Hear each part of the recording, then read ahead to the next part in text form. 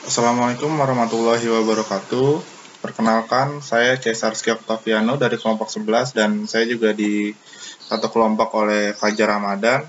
Hari ini rencananya saya akan menjelaskan tentang ada 3 poin, yaitu yang pertama itu ada jenis-jenis aplikasi e-commerce, yang kedua itu syarat untuk menjalankan e-commerce, dan install aplikasi e-commerce. Nah, untuk yang pertama, ini adalah ada namanya e-commerce business to business atau B2B. Nah, apa itu? Itu adalah transaksi e-commerce yang dilakukan oleh dua belah pihak yang sama-sama memiliki kepentingan bisnis. Gitu. Oke, untuk selanjutnya, yang kedua itu adalah e-commerce business to customer. Apa itu? Atau B2C, itu adalah business to customer yang dilakukan oleh pelaku bisnis dan konsumen. Nah, transaksi e-commerce ini layaknya kayak seperti jual beli biasa. Oke, selanjutnya yang kedua itu adalah e-commerce C2C atau konsumen to konsumen. Untuk C2C ini transaksi dilakukan oleh konsumen lagi gitu. Nah, dan juga transaksi jual beli ini dilakukan secara online melalui marketplace gitu. Nah, yang keempat itu adalah konsumen to business atau C2B, adalah kebalikan dari B2C, yang mana konsumen terakhir bertindak sebagai penjual dan perusahaan itu bertindak sebagai pembelinya. Oke, yang kelima itu adalah media atau aplikasi e-commerce. Nah, yang seperti yang udah dijelaskan tadi, e-commerce itu transaksi bisnis ini bergantung pada jumlah aplikasi dan media online lainnya. Misalnya katalog, email, shopping cart, EB service, ADI, dan file transfer protokol. Oke, nah ini adalah contoh-contoh e-commerce yang ada di Indonesia. Yang satu itu harus tuh menyediakan harga yang kompetitif. Terus yang kedua itu menyediakan jasa yang pembelian yang tanggap cepat gitu jadinya. Jadi untuk respon chat itu bisa estimasinya lebih cepat gitu, 1 atau 3 menit lah. Terus selanjutnya itu tampilannya yang menarik nih. Nah, tampilan itu harus menarik dari informasi barang, jasa yang lengkap dan serta selalu diupdate tuh, misalkan ada update kemasan dan lain-lain. Yang keempat itu menyediakan banyak bonus seperti kupon nih. Jadi ada seperti giveaway gitu-gitu. Nah, yang kelima itu memberikan perhatian khusus nih, seperti usulan pembelian. Jadi seperti menampung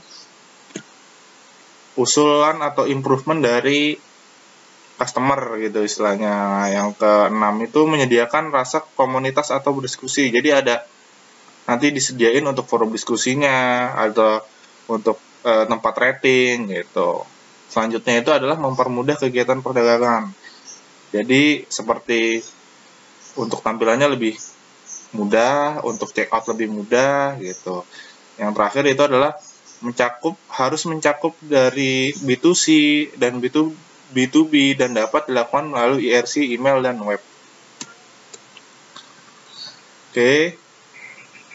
Nah, untuk menjalankan e-commerce ada beberapa syarat nih. Yang pertama itu adalah moralitas dan motivasi. Nah, mayoritas pelaku bisnis ini kan hampir tidak pernah bertatap muka nih dengan pembeli. Proses jual beli ini terjadi juga karena kan faktor kepercayaan tinggi dari pembeli. Jadi kejujuran adalah modal utama dalam menjalani bisnis online. Nah, kalau nggak jujur, bisnis pasti akan hancur tuh. Nah, kemudian bisnis juga harus akrab dengan motivasi diri untuk pantang menyerah nih dalam bisnis. Misalnya orderan lagi dikit, kita harus terus tuh maintenance dari produknya. Jangan sampai gara-gara nggak laku kita jadi nggak maintenance lagi. Kira-kira seperti itu. Oke, yang kedua itu adalah kelengkapan informasi usaha atau produk dan profil usaha. Nah, apa maksudnya? Ini adalah detail dari produk yang kita jual itu harusnya lebih jelas dari informasi bahan, ukuran, contohnya warna, dan lain-lain. Oke, yang ketiga itu adalah ada informasi aturan jual beli. Nah, informasi tata cara pembelian produk yang tidak membingungkan akan memberikan nilai tambahan juga tuh bagi calon pembeli. Jadi kita harus berikan informasi aturan jual beli dalam media online. Misalnya, aturan mengenai cara pembayarannya gimana, menggunakan cara deposit, COD, ataupun cara lainnya. Gitu. Yang keempat itu adalah ada kualitas dan distribusi produk. Nah, produk yang ditampilkan secara online harus sama ketika diterima pembeli. Jadi istilahnya foto yang ada di e-commerce itu harus sama dengan produk yang diterima oleh customer gitu.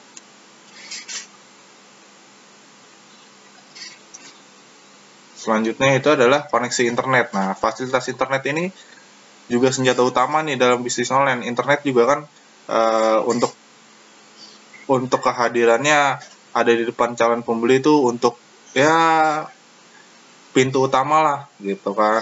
Jadi harus dipastikan juga keberadaannya harus dijaga tuh. Jadi di toko itu juga harus ada internet gitu.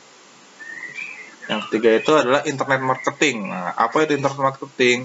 Nah, walaupun produk kita canggih nih atau bagus, kalau nggak di infoin ke masyarakat, kita kan juga nggak bakal dapat orderan nih atau dapat endorsement lah.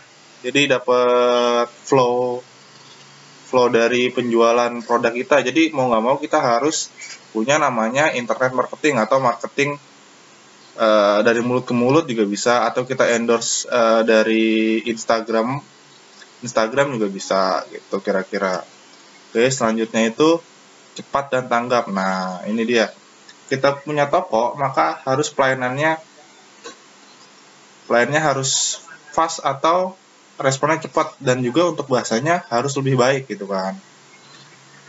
Biar calon pembeli juga nggak menunggu terlalu lama nih. Jadi juga rezeki kita nggak akan hilang gitu kan. Otomatis kalau kita responnya cepat, pembeli juga jadi ada rasa percaya juga kan ke kita gitu kira-kira.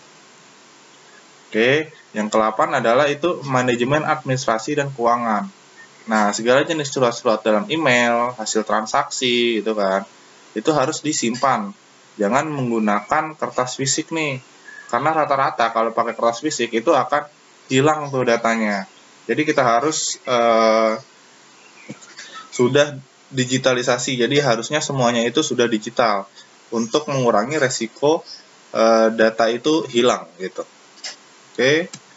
Selanjutnya itu adalah berbagi tak pernah rugi. Apa maksudnya? Nah, nggak ada kan ceritanya bisnis bangkrut gara-gara berbagi kepada yang membutuhkannya. Nah, jika mengalami surplus di dalam usaha, berbagilah untuk yang membutuhkan. Insya Allah, Tuhan juga akan memberikan gantinya berlipat ganda. Nah, yang ke-10 itu adalah berpikiran terbuka. Nah, maksudnya? Nah, bukalah pola pikir nih Anda terhadap perubahan ke arah positif. Jangan untuk berpikir negatif terus. Mintalah, contohnya kita bisa minta pendapat dari pelanggan atas produk yang kita jual. Istilahnya kayak gelas nih, kosongkanlah isinya. Jika gelas itu penuh dengan air, maka dia akan tumpah. Jika mendapatkan guyuran air ilmu baru. Ide dasarnya adalah manusia bukanlah makhluk yang sempurna. Kesempurnaan harus secara terus-menerus digali dan diaplikasikan. Oke.